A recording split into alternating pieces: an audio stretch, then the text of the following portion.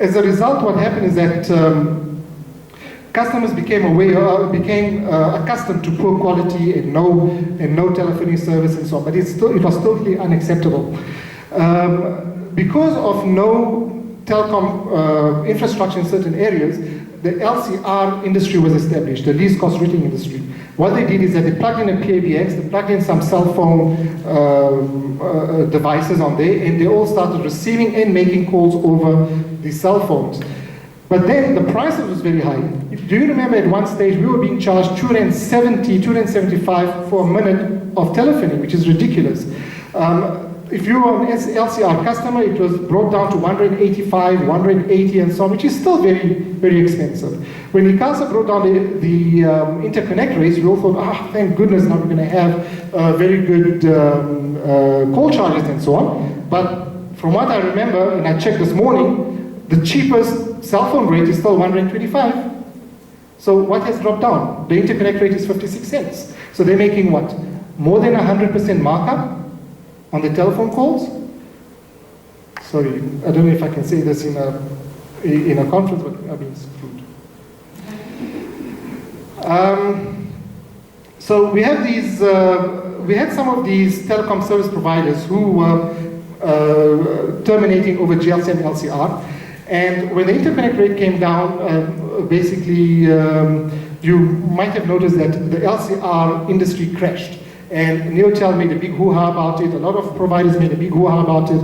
I made a big hoo-ha about it back in 2008 when people were still on a peak on LCR. And I told them to start moving away from LCR because it will crash. And it has crashed. So what these guys did is that they went out and they said, well, you know what, I have an ICNS license facility. I do want to provide my customers with telephony. I cannot provide them with telephony on LCR anymore because my provider is no longer giving me the 10, 12% or 15% or whatever recurring income. And on top of that, for 12 years, I have sold LCR. I have a total of 1,000 clients with 5 million rand of monthly billing, but it's not going through my company.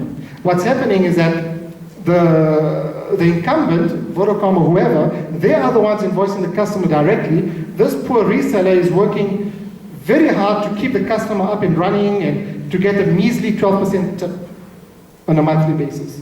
That's basically what's happened. So now these guys got a bit clever and say, well, you know what?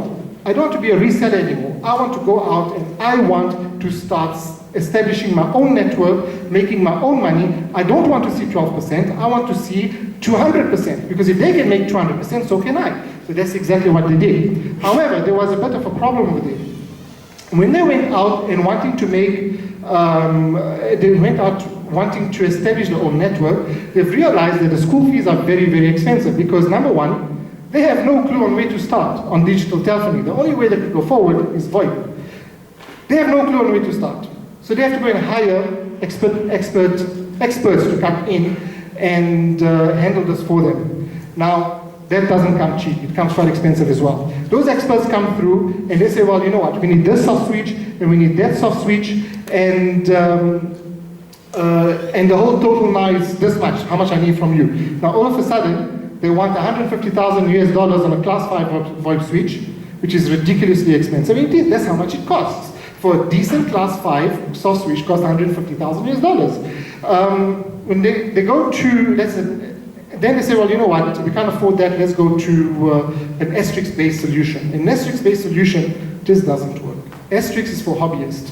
I mean, you cannot want to race a Formula 1 race with a bicycle. It just doesn't work.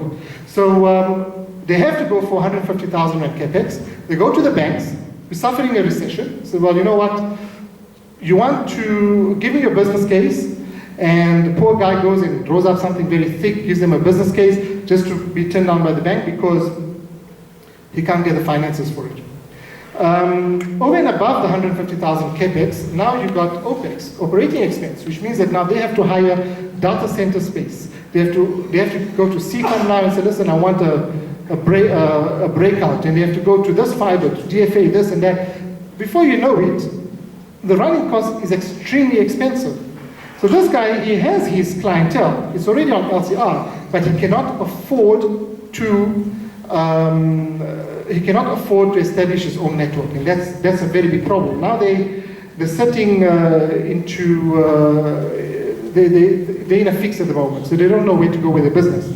Then we have other hidden costs. We have many other issues, such as the millions of rands which the incumbents require in order for you to interconnect with them, the number of propagation and backup systems, redundant fiber, ICASA regulatory commitments, because remember, ICASA requires you to submit to provide the voice quality at a certain rate. If you cannot do it, they can fine you. There's a lot of issues involved in that. It's not very easy. Then we come in. O-Tel Telecom, we have a national footprint. Where you see where the red dots are is where we already have channel partners. They're already operating. A lot of our channel partners, most of them are wireless internet service providers. The reason why we have wireless internet service providers as our main one is that they control their own last mile connection. They will have a point of presence, a POP, which is at the office or the nearest data center, and they will go to the customer via their own network. So they're actually a first-tier network provider, because that is their own network. Nobody can tell them what to do with that network. Now we're very strong with that, because that immediately replaces Telcom, replaces Vodacom, replaces MTN, replaces everybody. Now this chap, he's got his own network reaching the end user, and he's backhauling his voice over to O-Tel, and we're breaking it out on his behalf. I'll explain to you how we get into that. Most of the wireless internet service providers, the previous provider is nobody.